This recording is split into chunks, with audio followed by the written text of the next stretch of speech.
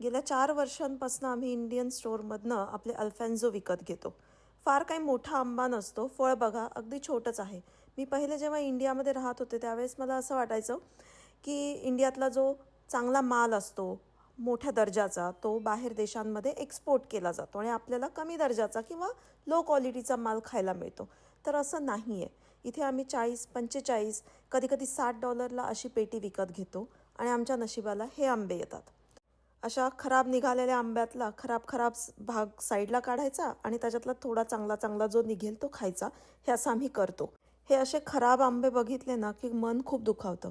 या आंब्याला US मध्ये लक्झरी मँगो किंवा अल्फॅन्झो म्हणून ट्रीट केलं जातं, ओळखलं जातं. तर प्लीज आपली प्रोसेस कुठेतरी चुकती आहे. हा व्हिडिओ जास्तीत जास्त लोकांपर्यंत पोहोचवा.